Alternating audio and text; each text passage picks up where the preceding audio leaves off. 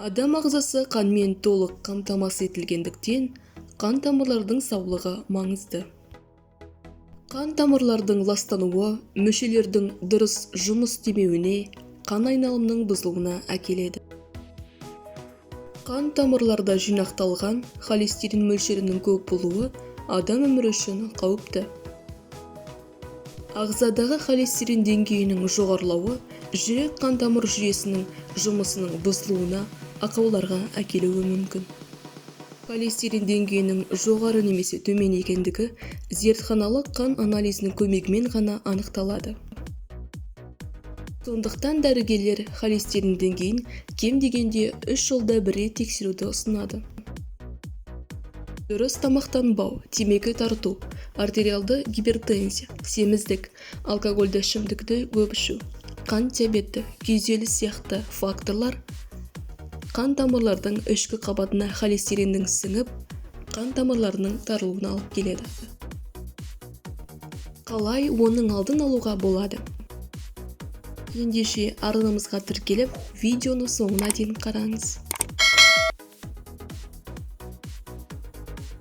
Қан тамырлар жүйесін тазартуға арналған дәрі-дәрмектің түрі көп.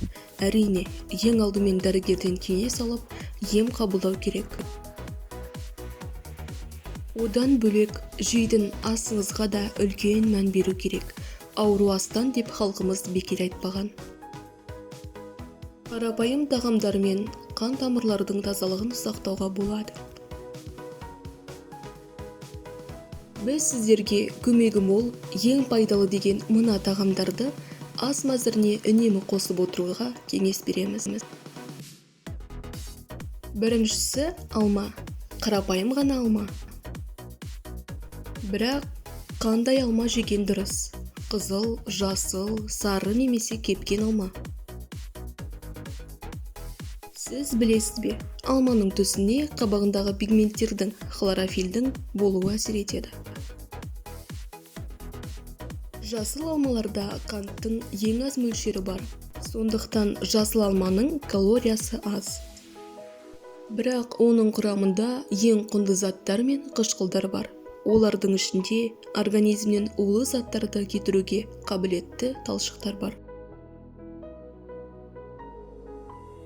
Сондай-ақ қышқыл жасыл алма аллергия тудырмайды. Тіс пен ауыз қуысының денсаулығына, семіздік пен қан диабетіне жақсы әсер етеді.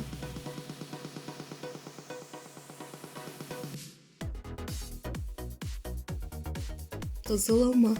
Қызыл алма жүрек қан тамырларының ауруларына, бүйрек және бауыр аурулары кезінде ұсынылатын тәтті жеміс. Бірақ қан диабетімен ауыратындарға мұндай жеміс түрін пайдалануға ұсынылмайды. Жас алманың орнына дәрігерлер кептірілген алмаларды жеуге кеңес береді. Олар пектиннің жоғары құрамына байланысты жоғары холестеринге ең күшті қарсылықты көрсетеді. Жақсы нәтижеге жету үшін күніне шамамен 70-80 грамм кептірілген алма жеу жеткілікті. Күнделікті диетаңызға 2-3 түйір сарымсақ қоссаңыз, оң нәтиже береді. Оны салаттар мен басқа да тағамдарға ұсақталған түрінде қосыңыз. Бірақ асқазан мен ішек аурулары бар адамдарға сарымсақты қолданбаған дұрыс. Жаңғақтар. Жаңғақтар жүрек пен қан тамырларының денсаулығына пайдалы, әсер ететін және холестерин деңгейін төмендететін қанықпаған май қышқылдарына бай. Күніне бір емес бірнеше түрлі жаңғақтарды жеу дұрыс. Бадам, грек жаңғағы, фундук, пісте, қарағай жаңғағы. Және жаңғақтардың тұздалмаған, қуырылған немесе қантпен қапталмағанына көз жеткізіңіз. Келесі пайдалы тағам түрі сұлы. Сұлының құрамында талшық, марганец, мыс және темір көп екені белгілі.